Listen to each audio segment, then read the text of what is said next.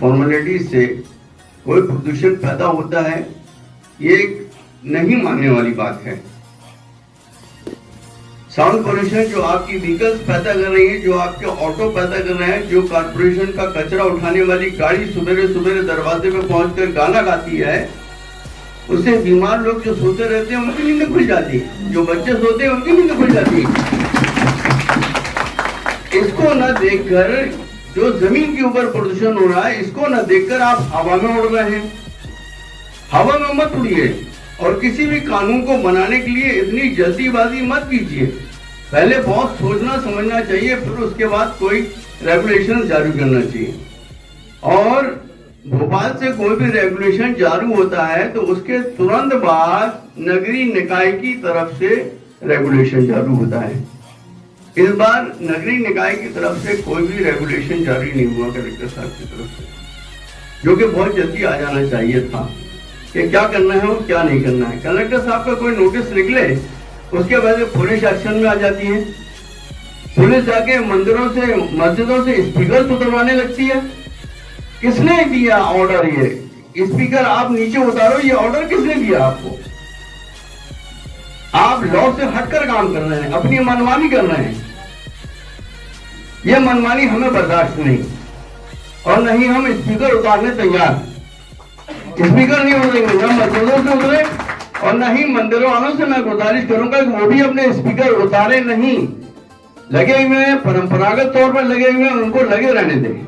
रह गया जो नया कानून आया है डिसेबल डिसाइड करने का, डिसेबल कौन डिसाइड करेगा ये हमें बता दिया जाए। कितना डिसेबल लगना है, हर मशीन में डिसेबल इंडिकेट करने का कोई प्रावधान नहीं। किसी के पास सस्ती मशीनें लगी हुई हैं, किसी के पास महंगी मशीनें लगी हुई हैं।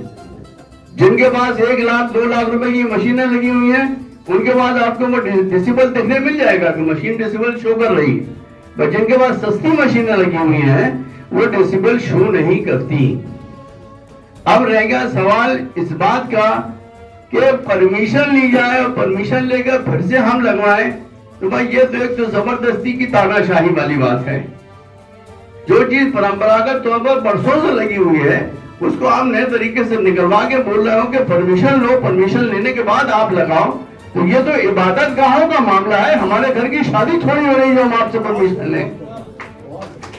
हमारे घर में किसी का बर्थडे का आयोजन थोड़ी हो रहा है जो हम आपसे परमिशन लें। और डीजे बज रहा है, कोई लिमिट नहीं है डीजे बजने की।